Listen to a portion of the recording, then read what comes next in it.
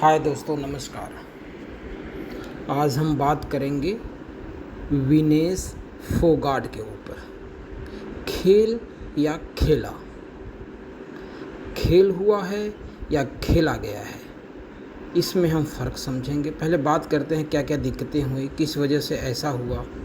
ये सारी चीज़ों पे बात करने के बाद हम मेन निष्कर्ष पे आएंगे। तो अभी हाल में ही काफ़ी बातें हुई, काफ़ी मीडिया पे चर्चाएं हुई विनेश फोगाट जो ओलंपिक से बाहर हो गई हैं, उनके विषय में। तो पहले हम डिस्कस कर लेते हैं क्या क्या हुआ, कैसे कैसे हुआ और क्यों हुआ। देखिए, विनेश फोगाट फैमिली की सबसे छोटी बेटी हैं।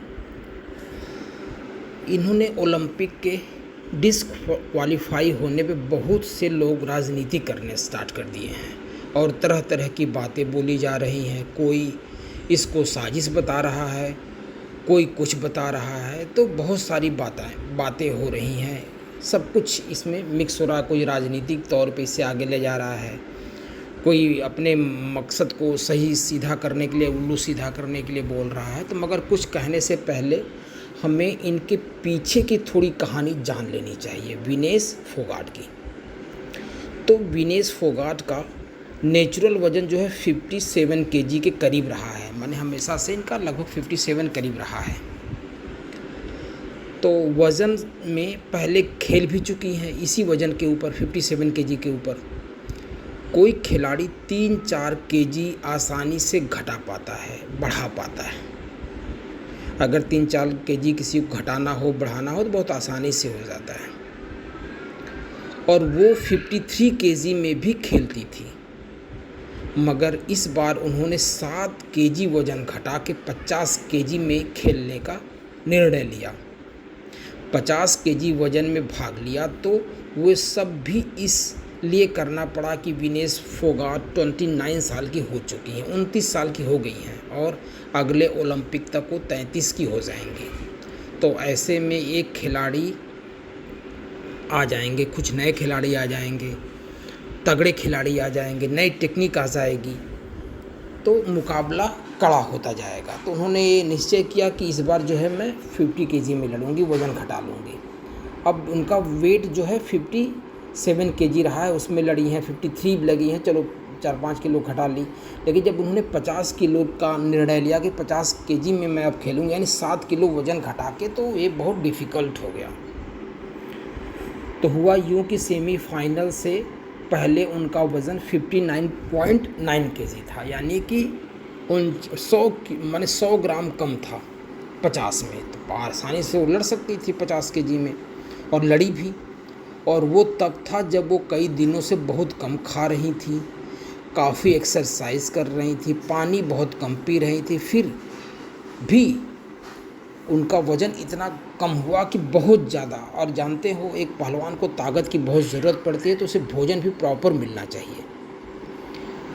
फिर जो है एक दिन पहले उसने 3 मैच भी खेले,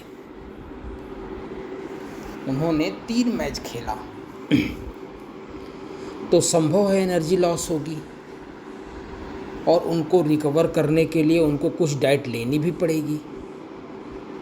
और वज़न सिर्फ 100 ग्राम कम था उनके टारगेट वैल्यू से। तो उनका वज़न कितना 2.8 केजी जो है ज़्यादा हो गया, खाने की वजह से 2.8 ज़्यादा हो गया, यानी 50 किलो से 52 किलो 800 ग्राम हो गया। माने 49 किलो 900 ग्राम से 52 किलो 800 ग्राम हो गया। फिर उसने बहुत मेहनत की, बहुत उन्होंने मेहनत किया, करते हुए सुबह तक 2.7 केजी कम कर लिया, यानी वज़न लॉस किया रात भर में। मगर फिर भी वो 100 ग्राम बचा ही रह गया, ज़्यादा रह गया, जिसमें वो रात भर एक्सरसाइज करना, पानी न पी करना, भागना, दौड़ना, बहुत सारी चीज़ें करने के बाद पानी पीना, हीट देना शरीर को। तो इनकी कई बार ऐसा हुआ कि वो बेहोश भी हो गई, इस चक्कर में पानी नहीं पी रहे हैं, एक्सरसाइज किए जा रही हैं। तो 100 ग्राम ज़्यादा ही रहा। तो साक्षी मलिक जो पहलवान बता रही हैं कि उनके खून तक निकलवाया है, कल रात वज़न घटाने के लिए, माने जब उनका इस सब करने से भी नहीं कहूँगा तो खून भी निकलवा लिया, यानी समझ लो कितना लॉस एनर्जी कर रही हैं। मगर इस सब में एक बात सोचने की है कि उसने ऐसी क्या डाइट की कि जिससे 2.8 केजी बढ़ गया, जबकि उनके डाइट वाले और coach, personal coach, medical health care वाले सब उनके साथ हैं, सब हायर किए हुए हैं। तो ऐसे में किस साजिश की संभावना कैसे हो सकती है? सब उन्हीं के जानने और उनके कहने पे ही हुआ है। आपको ध्यान हो तो जब निवेश ने 50 केजी वजन में भाग लेने का निर्णय किया था, तब कोई कुश्ती के जानकार कह रहे थे कि उनको ऐसा नहीं करना चाहिए कि 57 किलो के वेट में वो लड़ रही हैं, 53 में लड़ रही हैं, तो उनको इतने ज़्यादा नीचे नहीं आना चाहिए। तो बिना सिर पैर की बात करना कि किसी की साजिश के वगैरह वगैरह सब जो चीज़ें हैं सही नहीं है। जब आपको कोई निसंदेह विनेश फोगाट बहुत ही जज्बे वाली लड़की है, बहुत अच्छी खिलाड़ी है, बहुत आत्मसम्मान है, बहुत लड़ने की क्षमता है, लेकिन कुछ नियम प्रकृति के भी हैं, उसको भी आपको ध्यान देना चाहिए।